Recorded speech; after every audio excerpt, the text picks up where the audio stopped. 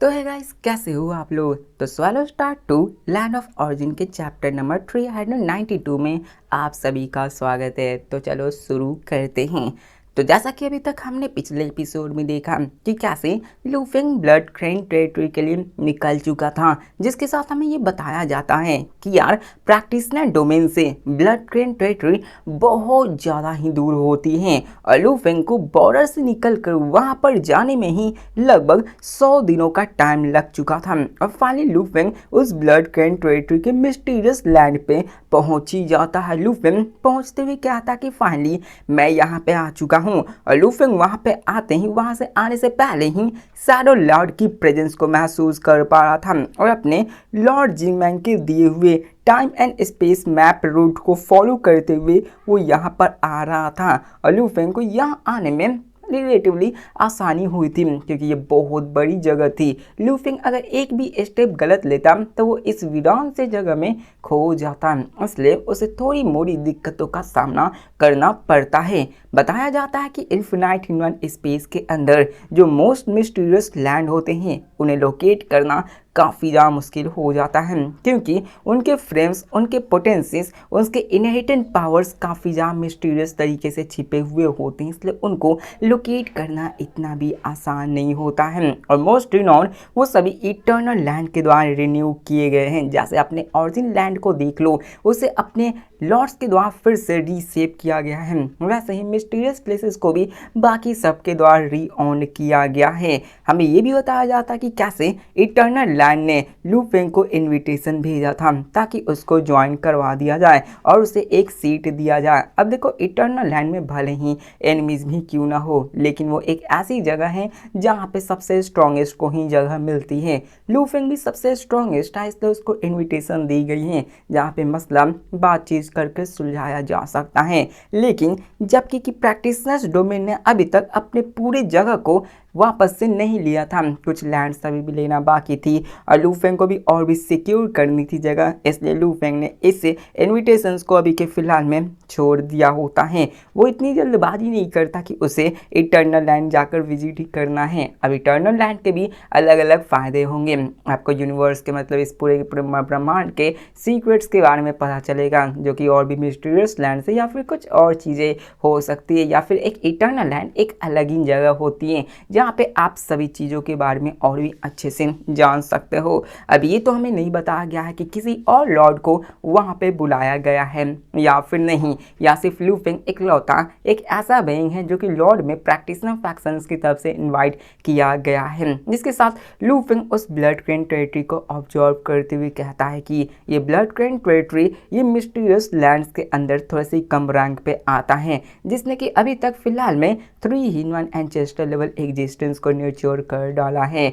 जिसके साथ लू फेंग उन सभी को देखने लगता है और वहाँ पर लू फेंग को उस मिस्टीरियस लैंड में ब्लड रेड सी की प्रेजेंस महसूस होती हैं और उस ब्लड रेड सी के अंदर काउंटलेस क्रिएचर्स बैठे हुए होते हैं टाँक लगाकर, जो कि लू फेंग को ही देख रहे होते हैं। अब जैसे ही लू फेंग वहाँ के सी ऑफ ब्लड को देखता है, लू फेंग को ऐसा महसूस होता है कि वो सी ऑफ ब्लड उसके ही जैसा है, उसे उसमें से फैमिलियरिटी की महसूस होती है। बताया जाता है और आप लोग ये भी अच्छे से जानते हो कि जब लू फेंग ओरिजिनल यूनिवर्स में था तो उसके पास एबिसल सी क्लोन की पावर्स थी, जो कि इतनी पावरफुल थी कि वो अपने आप को ब्लड सी में ट्रांसफॉर्म कर लेती थी। यहाँ तक कि ओरिजिन कॉन्टिनेंट में आने के बाद भी आपने देखा होगा कि कैसे लू फेंग अपनी बॉडी को या फिर अपने पावर्स को यूज करके एक ब्लडी सी को क्रिएट करता, जिसमें कि वो एनिमी को जकड़ कर उसकी बॉडी को इरोड कर उसे मारना शुरू कर देता था। और इसी वजह से ये पावर्स अपने लू फेंग की पावर्स के जैसी सेम टू सेम लग रही होती है, लू फेंग को फैमिलियरिटी लग रही होती है। जिसके साथ लू फेंग कहता है कि जब से मैं एक लॉर्ड बना हूँ तब से मुझे अपने आप को ब्लड सी के अंदर ट्रांसफॉर्म करने की ज़रूरत ही नहीं है। वैसे भी लू फेंग के पास और भी पावरफुल टेक्निक्स मौजूद है। उस वक्त लू फेंग को इसलिए करना पड़ता था क्योंकि वो उस समय वीक था और उसकी जो अपनी बॉडी के ऊपर जो पावर्स कंट्रोल थी वो इम्परफेक्ट होती है, जिसकी वजह से उसे अपने ब्लड सी को बनाना पड़ता है जिससे कि वो एक ब्लड सी फॉर्मेशन को तैयार कर पाए। लेकिन जबकि लू फेंग ने एक परफेक्ट कंट्रोल को अचीव कर लिया है तो उसकी बॉडी फिजिकल फॉर्म रहे या फिर ब्लड सी उसकी मास्टरी हमेशा फ्लॉलेस रहेगी। मतलब लू फेंग चाहे तो यहाँ पे ब्लड सी को भी अच्छे से यूज़ कर सकता है परफेक्टली, लेकिन लू फेंग को वो करने की ज़रूरत नहीं है जो कि वो फिजिकल फॉर्म में रहकर कर सकता है। लेकिन हो सकता है कि लू फेंग आगे चलकर इसको भी यूज़ करें। इसके साथ लू फेंग ये भी कहता है कि कोई भी स्टेट ले लो, इसमें से कोई भी एडवांटेज नहीं देती है कि आप ब्लड सी बन के फाइट करो या फिर आप फिजिकल फॉर्म में ही रह के फाइट करो, कोई में एडवांटेज नहीं मिलती है। जिसके साथ लू फेंग उस एंडलेस ब्लड को सेंस करते हुए कहता है कि ये जो सामने मेरे एंडलेस ब्लड सी मौजूद हैं ये मेरी खुद की बॉडी से भी काफ़ी ज़्यादा पावरफुल है। ऑफ कोर्स ये होनी भी चाहिए क्योंकि वो एक मिस्टीरियस लैंड है। अगर यह अपना एक सिंगल लॉर्ड ही किसी मिस्टीरियस लैंड के पावर की बराबरी कर लेगा तो ये कुछ ज़्यादा ही ओवर पावर हो जाएगा। इसलिए ब्लड सी अपने लू फेंग से काफ़ी ज़्यादा पावरफुल होती हैं। लू फेंग इसको सेंस करते ही क्या पा रहा होता है कि वो ब्लड सी ही वहाँ पर जिंदा लग रही थी। वो ऐसी लग रही थी जैसे वो जिंदा है, जीवित है, वो फ्लो हो रही है और इसमें से लू फेंग को बहुत ही खतरनाक महसूस हो रही थी कि इसमें से ऑरा बहुत ही खतरनाक वाली निकल रही थी। लेकिन लू फेंग यहाँ पे खड़े होकर सारी चीज़ें ऑब्जर्व कर रहा था, वो सोच रहा था। लेकिन तभी वहाँ पे एंडलेस ब्लड सी के डेप्थ में से एक वॉइस आकर कहती है, लू फेंग जबकि तुम ब्लड क्रेन टेरिटरी में आ ही चुके हो तो क्यों ना तुम अंदर आकर दिखाओ, क्या तुम्हारे में इतनी हिम्मत नहीं है, क्या तुम डर रहे हो। मतलब यहाँ पे लू फेंग को मॉक कर रहा था कि लू फेंग एंटर कर जाए, लेकिन लू फेंग क्या था कि मैं डरता हूँ। अब लू फेंग की जो मास्टरी थी हिडन लाइफ एंड डेथ डाउ से लू फेंग इंस्टेंटली सेंस कर पाया था कि उस ब्लड क्रेन टेरिटरी के वास्ट एरिया के रीजन में कई सारे क्रिएचर्स छिपे हुए हैं। लगभग 3 हिडन एंसेस्टर बैंक छिपे हैं, 500 वर्ल्ड लेवल हिडन एग्जिस्टेंस छिपे हुए हैं, वहीं पे 30 billion high level hidden life form छिपे हुए। मतलब इसकी आबादी सच में काफ़ी ज़्यादा होती है। अपने लॉर्ड्स को देख लो, वो 237 से world level hidden life form से, लेकिन यहाँ पे 500 world level hidden life forms हो गए। भले ही लॉर्ड्स की संख्या यहाँ पे कम है और ऊपर से यहाँ पर तो 30 billion high level hidden life forms है जो कि ज़्यादा है। अब यहाँ पे प्रैक्टिशनर्स के पास 80 मिलियन समथिंग है, लेकिन फिर भी देखा जाए तो इस छोटे मोटे टेरिटरी के लिए बहुत बड़ी सी बात होती है। अब इस मूवमेंट पे 3 हिडन एंसेस्टर और साथ में 500 वर्ल्ड प्लस हिडन एग्जिस्टेंस और साथ में कह सकते हो कि वो हिडन लेवल के बेंग्स भी अपने लू फेंग को ही ऑब्जर्व कर रहे होते हैं। उनकी नज़रें लू फेंग पे ही फिक्स थी क्योंकि लॉर्ड अकेला आया था। लू फेंग अकेले ही यहाँ पे उनके द्वार पे आके खड़ा हो गया था, जिसके साथ लू फेंग उनको कहता है कि देखो तुम तीनों वीक हिडन एंसेस्टर जो कि ब्लड क्रेन टेरिटरी में मौजूद हो, आखिरकार मैं तुम तीनों से कैसे डर सकता हूँ। तुम तीनों तुच्छ से इंसान हो, मतलब तुच्छ से हैवान हो, जिससे कि मुझे डर नहीं लगता और तुम्हें सच में लगता है कि तुम तीनों कमज़ोर, मैं कुछ उखाड़ भी खाओगे। तो ये देखकर वहाँ पे एक और दूसरी आवाज़ आती है जो कहता है कि अगर तुम्हें डर नहीं लगता तो अंदर आओ। और वो भी गुस्से में कह रहा होता है। मतलब यहाँ पे 3 लॉर्ड से तो दूसरा लॉर्ड यहाँ पे बोलता है, लेकिन इसी के साथ तीसरा लॉर्ड भी कहता है कि चलो मैं दिखाता हूँ। और हमें ये भी देखना है कि हम तीनों जो पावरफुल हैं वो इतने कमज़ोर तुम कह रहे हो, तो आखिरकार हम एक इकलौते लॉर्ड का सामना कर पाते हैं या फिर नहीं। क्या सच में तुम इतने पावरफुल हो जितने कहा जाता है। और यहाँ पर वो दोनों लॉर्ड्स बीच में एंटर कर जाते हैं। मतलब ये दोनों लॉर्ड ब्लड क्रेन टेरिटरी में बहुत ही कम बाहर निकला करते थे, लेकिन जबकि उनके घर में ही घुसकर अटैक किया जा रहा है तो वो भी अब पीछे हटने का नाम तो नहीं लेंगे, क्योंकि यार घर में घुस के मारना ये अलग बात होती है, बाहर न्यूज़ फैलेगी तो क्या ही उन पे बीतेगी। जिसके साथ लू फेंग भी गुस्से में गया, लेकिन यहाँ पर वो स्माइल करने लगता है, जिसके साथ बम लू फेंग उनके प्रोवोक्शन में आ जाता है। लेकिन कह सकता है कि लू फेंग तो पहले ही मन बना चुका था, इसकी वजह से वो सीधे उस एंडलेस ब्लड सी के अंदर घुस जाता है। अब जैसे ही लू फेंग उसके अंदर घुसता है, लू फेंग उस ब्लड क्रेन टेरिटरी के ब्लड सी के नेचर को महसूस कर पा रहा होता है। लू फेंग उसके अपने टच होने के साथ ये डिड्यूस कर लेता है, ये जान लेता है कि ब्लड सी है ना, इसके अंदर 3 सुप्रीम टायर पावर्स का परफेक्ट फ्यूजन किया गया है। मतलब ये ब्लड सी 3 परफेक्ट फ्यूजन्स का मिक्सर बना हुआ है। इसके अंदर 3 मेजर फैक्शंस भी हैं जो कि ब्लड क्रेन टेरिटरी के लीनेज को क्रिएट करती हैं, जिसके अंदर लाइफ, इमॉर्टैलिटी और शैडो आती है। लाइफ हमने देखा कि लाइफ एक लॉर्ड है, एक शैडो लॉर्ड है, लेकिन कोई भी इमॉर्टल लॉर्ड तो अभी तक हमने देखा नहीं। अब ये तीनों पार्ट इस जगह पे मौजूद होती हैं। अब यहाँ पे तो आप लोग ऑफ कोर्स जानते हो कि 3 सबसे पावरफुल बीइंग्स हैं, ब्लड लॉर्ड, क्रेन लॉर्ड और शैडो लॉर्ड। तो अभी तक जितने लोगों ने लाइक नहीं किया है लाइक कर दो, बहुत ज़्यादा गर्मी रिकॉर्डिंग करने में हालत ख़राब हो जाती है, तो यार मेहनत के लिए इतना कर सकते हो, क्या पता व्यूज़ थोड़ी सी और बढ़ जाए। तो चलो चैप्टर पे आते हैं। अब यहाँ पे लूफिंग उन्हीं सब के बारे में बात कर रहा होता है और लूफिंग ये कहता है कि इनकी ब्लड सी जो फॉर्म बनी है वो 3 सुप्रीम टाइप फ्यूजन से बनी हुई है जो कि मुझसे ज़्यादा स्ट्रॉन्गर है। ऑफकोर्स लूफिंग अपने 2 ही फ्यूजन से बनाया होता है, लाइफ एंड दाओ मतलब डेथ एंड डिस्ट्रक्शंस, इन सभी से ही बनाया हुआ था। लेकिन यहाँ पर 3 फ्यूजन लॉज थे जो कि सुप्रीम इनहेरिटेंस को रखते थे और उनकी पावर्स ऑब्वियसली लूफिंग से ज़्यादा होगी ही। लूफिंग कहता है कि इसके अंदर 3 ट्रेड्स है, लाइफ, इमॉर्टैलिटी एंड सारो। ये काफ़ी ज़्यादा रेजिलियंट है और ओमनी प्रेजेंट है। लूफिंग अपने और ब्लड सी के अंदर के नेचर के गैप के बारे में महसूस कर पाता कि ये बहुत ही ज़्यादा इंटेंस हैं। 3 सुप्रीम टाइप पावर्स वो ब्लड कैन टेरिटरी के अंदर जो मौजूद है वो किसी भी बंदे की सर्वाइबिलिटी को काफ़ी ज़्यादा स्ट्रॉन्ग बना देती है। मतलब लाइफ को ही देख लो, इमॉर्टैलिटी को ही देख लो और सारो को ही देख लो। सारो से सिंपली ये मतलब है कि जहाँ भी परछाई मौजूद है वहाँ पर आप रह सकते हो।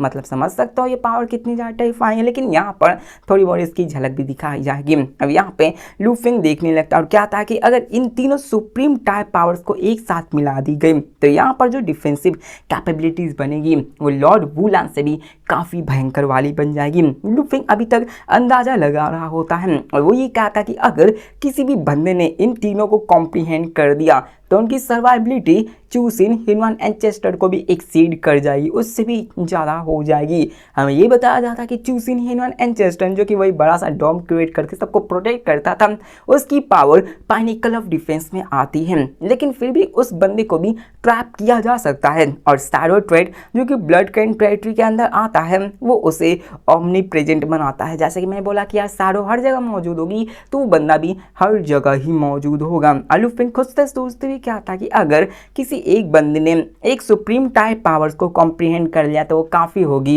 एक हिनवान एंड चेस्टर लेवल तक पहुंचने के लिए।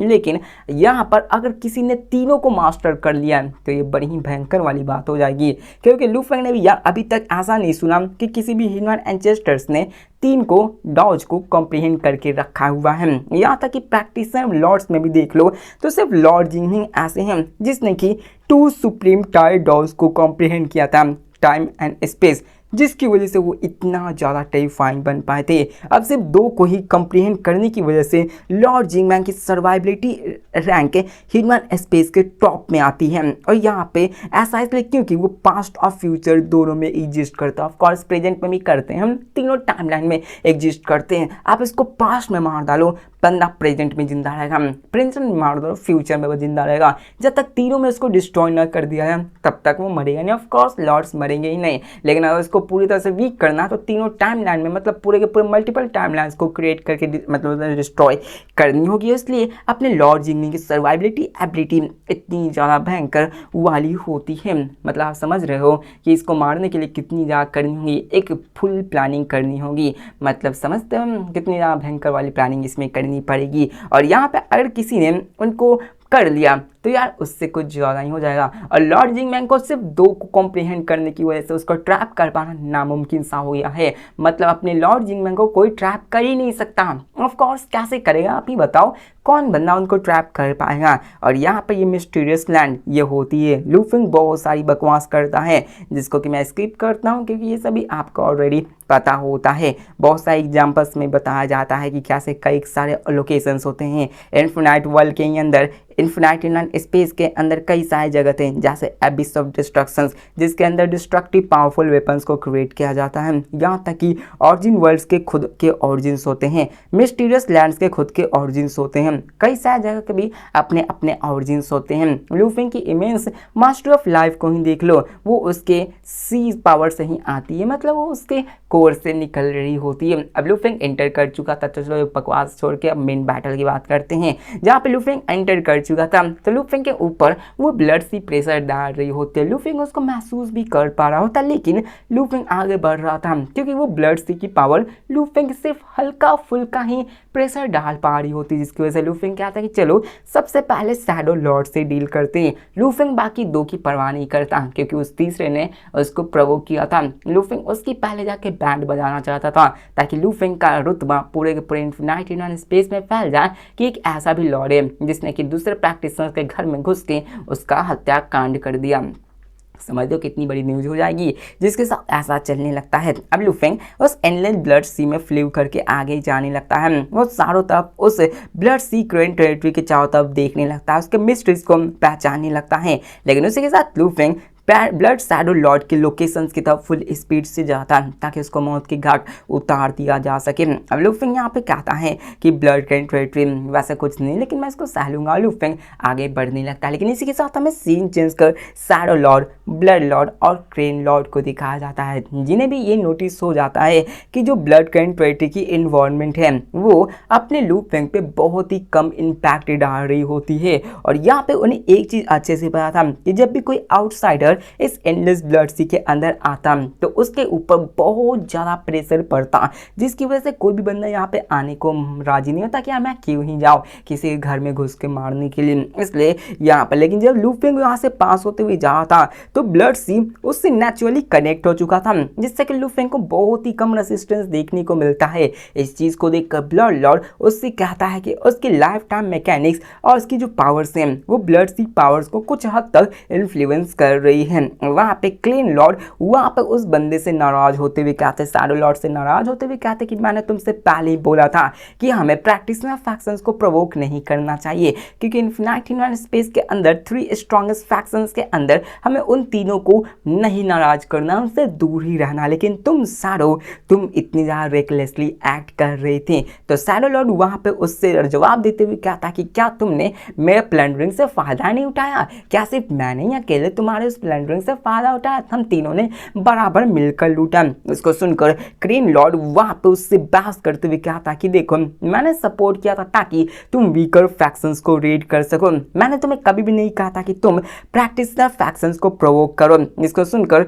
वहां पे फिर से वो बंदे कहते हैं, मतलब तीसरा लॉर्ड बीच में आते हुए कहता है ब्लड लॉर्ड कि इनफ, ये बहुत हो गया। लॉर्ड लू फेंग हमारी तरफ चार्ज कर रहा है, फिलहाल में हमें उसको फेस करने के लिए फोकस करना चाहिए। जिसको सुनकर वहां पर शैडो लॉर्ड वहां से निकलते हुए कहता है कि मैं उससे खुद डील करूंगा। मैं यहाँ पे रिफ्यूज करता हूँ विश्वास करने से कि वो मेरे ब्लड कैन टेरिटरी डोमेन में आकर मेरा कुछ बिगाड़ भी सकता है। मतलब इस बंदे को अपने टेरिटरी के ऊपर कुछ ज्यादा ही ओवर कॉन्फिडेंट होता है, वो खुद ही लू फेंग के पास निकल जाता है। अब ब्लड लॉर्ड और क्रेन लॉर्ड वो इस बीच में जल्दबाजी नहीं करते हैं। आफ्टर ऑल वो सभी हिनवा एंचेस्टर लेवल टॉप एग्जिस्टेंस में आते हैं, और अगर यहाँ पे उन्हें अपनी ट्रू बॉडी को ले जाना है तो उनमें उन्हें कोर भी रहनी होगी। कोर रही तभी वो टेरिफाइंग पावर्स को अनलीज कर पाएंगे। अगर यहाँ पे लाइफ कोर्स को ही नहीं ले जाएंगे तो उनकी एनर्जी रिजर्व काफ़ी ज़्यादा कम हो जाएगी, और वहाँ पे सब 30% पावर्स को यूज़ कर पाएंगे। जब तक कि वो कोर ना ले जाएंगे तब तक वो कुछ नहीं कर पाएंगे। इसलिए वो अभी फिलहाल में पीछे हटते हैं, क्योंकि अपने कोर को अपने लॉर्ड के सामने ले जाकर प्रस्तुत करना कि आओ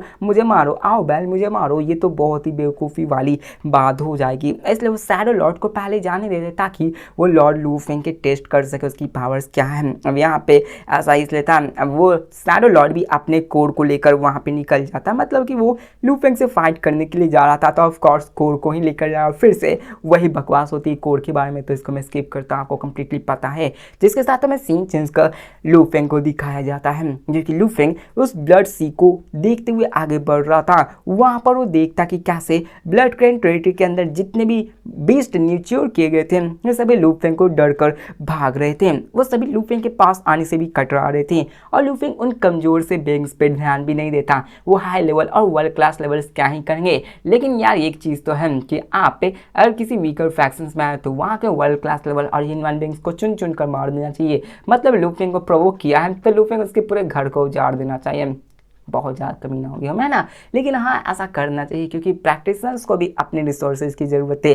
लू फेंग को भी सबको मारकर मास केयर करना, कंप्लीट मास केयर कर देनी चाहिए, तभी आकर इसमें से कोई आगे निकलेगा, एक नया लॉर्ड निकलेगा, और वो फाइनली जाकर लू फेंग को थोड़ी मोड़ी लड़ाइयाँ लड़ेगा। लेकिन यहाँ पे लू फेंग उन सारे कमजोरों बंदों को छोड़ देता कि तुम सब क्या ही करोगे, मैं कुछ नहीं बिगाड़ सकता, उस लोग तो मैं क्या ही उन पर ध्यान दूँ। इसके साथ वहाँ पर वो सारी इन्फिनाइट ह्यूमन स्पेस के मतलब उस ब्लड कैन टेरिटरी के जितने भी बैंक्स होते हैं हाई लेवल या वर्ल्ड क्लास, वो सभी लू फेंग को देखने लगता है और कहते हैं कि ये तो प्रैक्टिशनर लॉर्ड है। मैंने सुना कि प्रैक्टिशनर लॉर्ड वो इन्फिनाइट ह्यूमन एग्जिस्टेंस के, इन्फिनाइट ह्यूमन स्पेस के टेरिफाइंग एग्जिस्टेंस में से आते हैं। यहाँ तक कि यहाँ पर अभी युद्ध हुई थी इनेट ह्यूमन लाइफ फॉर्म फैक्शंस वो भी 8 लॉर्ड्स को एक वॉर के अंदर हरा नहीं पाते। अभी 1 लेवल ह्यूमन बींग्स उनके पास थोड़ी मोड़ी नॉलेज तो होती है। मोस्ट ऑफ देयर क्लोन्स वो प्रैक्टिशनर फैक्शंस के अंदर लूट चुकी थी, मतलब ये भी कम नहीं थे। ये 1 लेवल होने के बावजूद भी अपने लॉर्ड के पावर के बारे में जानते हुए भी वो इन सब के घर में लूटपाट किए थे, इसलिए वो उनके लेटेस्ट डेवलपमेंट्स के बारे में काफ़ी ज़्यादा अवेयर थे। इसलिए वो बीच में नहीं आना चाहते ताकि अपना लू फेंग प्रोवोक हो जाए। अगर यहाँ पे वर्ल्ड क्लास कोई भी 3-4 जाकर लू फेंग को प्रोवोक करने की कोशिश करा तो मैं सच में कह रहा हूँ लू फेंग 500 को मौत के घाट उतार देगा। और लू फेंग गुस्सा हो गया था क्योंकि लू फेंग की पावर इतनी है कि वो अपनी एक झलक से उन सभी को मौत के घाट उतार सकता है। जिसके साथ लू फेंग आगे बढ़ रहा होता है, लेकिन लू फेंग सेंस करता है कि यार वहाँ पर कोई बंदा उसकी तरफ बढ़ रहा है, वो कोई और नहीं अपना शैडो लॉर्ड ही होता है। और ये शैडो लॉर्ड की जो क्लोन की पावर्स होती है वो पहले जब लू फेंग ने फाइट की थी तो उससे काफ़ी ज़्यादा होती है। बहुत ज़्यादा टेरिफाइंग तो नहीं कह सकते, लेकिन हाँ पिछले वजह से बहुत ज़्यादा, क्योंकि इसमें खोर मौजूद थी। और तभी लू फेंग के सामने एक कोलोसल सॉरी फिगर अपीयर होता है जिसकी बॉडी काउंटलेस शैडो से बनी हुई होती है और उसकी आंखें अपने लू फेंग को ही देख रही होती, फिक्स होकर उसको देखने लगती है। और शैडो लॉर्ड की ट्रू फॉर्म दहाड़ते हुए कहते कि लू फेम वहाँ पे अपने एंडलेस ब्लड वेव्स को फैलाने लगता है और यहाँ पर वो खुद को टॉप टायर का समझ रहा था। और यहाँ पे वो जन्म लेने के साथ वो यहाँ के कुछ पावर्स को मैनिपुलेट भी कर सकता था, मतलब ब्लड सी को मोबिलाइज भी कर सकता था। जिसके साथ वो लू फेंग से गुस्से में कहता है और अपनी आवाज़ को दहाड़ते हुए पूरे स्पेस टाइम में फैलाते हुए कहता कि अगर हम बाहर होते तो यहाँ तक कि मेरी ट्रू फॉर्म ही क्यों ना आ जाती, मैं तुमसे बहुत ही कमज़ोर होता, लेकिन इस ब्लड कैन टेरिटरी में मेरी बर्थ प्लेस में तुम मेरा कुछ भी नहीं कर सकते। जिसको देखकर लू फेंग उससे गुस्से में कहता है कि बस तुम अकेले आए हुए हैं, अगर यहाँ पे लड़ना ही है तो तुम तीनों लॉर्ड को मुझसे एक साथ मिलकर फाइट करनी चाहिए। जिसको देखकर शैडो लॉर्ड गुस्से में कहता हो कि एरोगेंस, तुम बहुत ज़्यादा एरोगेंट हो रहे हो। जिसके साथ उसकी मैसिव सॉरी वहाँ पर ब्लड सी के साथ मर्ज हो जाती है और एक ब्लड सी बहुत बड़ा बाढ़ लेकर लू फेंग को पूरी तरह से क्रॉस करने की बात करने लगता है। उसको क्रॉस करने के लिए वो अपने ब्लड सी को फैलने लगता है। इसके साथ लू फेंग भी वहाँ पे ज़मीन पे खड़ा हो जाता है और अपने आप को बॉडी को किसी टावर की तरह खड़ा करता है, एक इनमूवेबल ऑब्जेक्ट एक माउंटेन की तरह खड़ा कर देता है ताकि वो उसको रोक सके। उसी के साथ वो अपने चारों तरफ डोमेन को भी फैला देता है ताकि ब्लड कैन टेरिटरी को पूरी तरह सप्रेस किया जा सके और अपने 1.8 बिलियन ऑरिजिन कोर से एक शील्ड को बना देता है ताकि वो उसको रोक सके। लेकिन जैसे दिखाया जाता है कि उसका वो अटैक लू फेंग से ज़्यादा टकराता है, कुछ नहीं होता। मतलब समझ लो क्या हुआ, यहाँ पे लू फेंग ने अपने शील्ड से ही उसको रोक लिया। जिसको देखकर शैडो लॉर्ड पूरी तरह से हैरान हो जाता है और कहता है इम्पॉसिबल, ये हो ही नहीं सकता, मैं ब्लड कैन टेरिटरी के अंदर हूँ, मेरी स्ट्रेंथ एटलीस्ट डबल हो चुकी है, लेकिन मैं फिर भी लू फेंग की इस डिफेंसिव बैरियर को ब्रीच तोड़कर अंदर नहीं जा पा रहा हूँ। अब यहाँ पे बैटल जब दो फैक्शंस के बीच में हुई थी तो लू फेंग ने डजन्स ऑफ ह्यूमन एंसेस्टर्स के अटैक्स को विद स्टैंड किया था और वहाँ पर उसे सिर्फ थोड़ा सा ही इंजर्ड कर पाया था। लेकिन यहाँ पर ये सब कुछ नहीं थी और यहाँ पर आखिर एक लौता लू फेंग का क्या ही बिगाड़ पाएगा। क्या उसे सच में लगता है कि लू फेंग का वो बैरियर को भी तोड़ने की पावर्स को पोजेस करता है और इसलिए लू फेंग ने अपने बढ़िया साइज से बैरियर से ही उसको रोक लिया होता है। अब यहाँ पे बाहर के लोग भी इन सारी चीज़ों को ऑब्जर्व कर रहे होते हैं। वहाँ पर सिर्फ लू फेंग के बारे में ये जान पाते हैं कि यहाँ पे लू फेंग कुछ ज़्यादा ही रेजिलियंट था, लेकिन वो पता नहीं कर पाते कि आखिरकार ये रेजिलियंस आई कहाँ से, वो इतना पावरफुल कैसे हुआ। जिसके साथ लू फेंग उससे कहता है कि बस इतना ही था, चलो अब तुम्हें खत्म करने की बारी आती है। और एक ही झटके में लू फेंग के बॉडी के अंदर से बाउंडलेस पावर्स इरप्ट होना शुरू हो जाती है और वो अपने एनिमी के लाइफ और परसेप्शंस को लॉक करके उसको इन्फिल्ट्रेट करके करोड करने लगता है और एनिलेट करना शुरू करता है। मतलब लू फेंग भी कम नहीं था, वो उसके पावर्स को पहले रोकता है और डायरेक्टली अटैक कर देता है। अब उसकी कॉरसिव फोर्सेज अपनी फॉर्म्स में लेकर धागों से उसको बांधने लगती है, ब्लेड लाइट्स निकल के उस पर अटैक करने लगती है और लू फेंग अपने कॉम्बैट स्टाइल को निकालकर उस पर अटैक करना शुरू कर देता है। शैडो लॉर्ड की सर्वाइवलिटी एबिलिटी सच में फॉर्मिडेबल थी, लेकिन उसको भी लू फेंग की पावर्स को रियलाइज हो जाता है जिसकी पावर्स को रिपेल करना एक्सपेल करना काफ़ी ज़्यादा इम्पॉसिबल लग रहा है। उसके लिए ये सभी चीज़ें काफ़ी होने लगती है। उसने अपने बॉडी को 3 से 4 गुना बढ़ा लिया, लेकिन फिर भी लू फेंग के पावर्स को कुछ नहीं रोक पाता, वो उसको डिफेंस कर ही नहीं पा रहा होता है। जिसके साथ शैडो लॉर्ड ये समझते हुए कहता है कि लू फेंग की पावर्स अभी भी पीक पे है, वो जरा सा भी नहीं नहीं घटा है। यहाँ तक कि इन्फिनिटी वाले स्पेस के फैक्शंस के अंदर से मिलकर भी वो अपने लूफिंग का भी कुछ नहीं बिगाड़ पाते। यहाँ तक कि वो अपनी पावर से अपने कंपेनियंस को भी रिस्टोर कर देता था। तो आखिरकार क्या ही कर सकते हैं। और यहाँ पे वो कहता कि अगर ये बैटल ज़्यादा देर तक चली तो मैं अपने टेरिटरी में रहते हुए भी उसको हरा नहीं सकता। यहाँ तक कि मेरी होमलैंड एनर्जी भी मुझको मौत से नहीं बचा सकती। जिसके साथ शैडो लॉर्ड भी omni प्रेजेंट मतलब अपनी छाया को साथ और फैला कर कहता कि चलो अब मरने की बारी, और वो अपने अटैक्स को इस पे लूफेंग पे करने लगता है। और टेरिफाइंग फोर्स लूफेंग के बॉडी पे जाकर स्ट्रक होती है, उसको चीरने की कोशिश करने लगते हैं। यहाँ तक कि लूफेंग के वो अंदर घुस के उसको डिस्ट्रॉय करने लगती है, क्योंकि वो शैडो थी। तो लूफेंग के चाहो तो अब तो शैडो हो गई, इसलिए वो लूफेंग को अटैक करके मारने की कोशिश करने लगता है। लेकिन लूफेंग की जो फिजिक्स होती है वो फ्लॉलेस थी, वो इनडोमिनेटेबल थी, उसको डोमिनेट नहीं किया जा सकता था। लूफेंग पे खरोच तक नहीं आ रहा था। शैडो लॉर्ड की इंटरनल अटैक लूफेंग के ऊपर कुछ वॉन्ड्स को तो छोड़ रही थी, लेकिन वो ब्लिंक पलक झपकते ही गायब हो जा रही थी। लूफेंग खुद को हील कर रहा होता है और शैडो लॉर्ड अपने फ्यूजन ऑफ शैडो से लूफेंग पे चारों तरफ से अटैक करने लगता है। यहाँ तक कि वो स्पेस को भी तोड़ते हुए लूफेंग पर अटैक करता, लेकिन कुछ नहीं होता। अंदर से बाहर से चारों तरफ से पूरी ऊपर से नीचे से पाँव पूरे अटैक्स पर अटैक्स करने लगता है, लेकिन लूफेंग अनब्रेकेबल होता है। लूफेंग की जो कोर थी 1.8 बिलियन वो उसे बार बार हील कर रही होती है और वो बंदा उसको कुछ नहीं कर पा रहा होता है। अब ये देखकर लूफेंग कहता कि शैडो लॉर्ड की पावर्स तो सच में थोड़ी सी ट्रबलसम है। जिसके साथ लूफेंग अपने हाथों को बढ़ाता है और अपने अंदर से एक ब्लेड को निकालता है। उसके हाथों में वो ब्लेड मेटेरियलाइज होना शुरू हो जाती है और इसी के साथ हमारा ये एपिसोड खत्म होता है। तो मिलते हैं नेक्स्ट वीडियो में, क्योंकि नेक्स्ट एपिसोड काफ़ी ज़्यादा इंटरेस्टिंग होने वाली, क्योंकि फाइनली लूफेंग अपने वेपन्स को निकाल कर उसको मारने की कोशिश करेगा। तो यहाँ पे पॉसिबिलिटीज ये हो सकती है नेक्स्ट एपिसोड में कि लूफेंग उसको मारने जाएगा और लगभग उसके लाइफ कोड को डिस्ट्रॉय करने वाला होगा। तो दोनों लॉर्ड की एंट्री होगी जो कि लूफेंग से गिड़गिड़ा कर माफी मांगने लगेंगे कि यार इसको छोड़ दो। लेकिन यहाँ पर हो सकता है कि लूफेंग उनको छोड़ भी दे, लेकिन लूफेंग मोस्ट प्रोबेबली उसको मार सकता है। लेकिन मोस्ट प्रोबेबली ये भी चांस है कि लूफेंग उसको छोड़ देगा, बस उससे वो 10 गुना प्लंडरिंग रिसोर्सेज वापस मांगेगा। उस वक्त तो 3 गुना मांगा था, लेकिन मैं इस बार कह सकता हूँ कि वो 10 गुना से कम मांगने वाला नहीं है, यही होगी। लेकिन लूफेंग ने उसको मार दिया, तो यहाँ पे वो दोनों लॉर्ड लूफेंग का तो कुछ बिगाड़ नहीं सकता। लूफेंग उनसे भी 10 गुना की डिमांड किया है, मुझे दे दो वरना मैं फिर से आऊँगा और तुम्हारे पूरे नस्ल को तबाह करके चला जाऊँगा। तो मिलते हैं नेक्स्ट वीडियो में, तब तक के लिए बाय।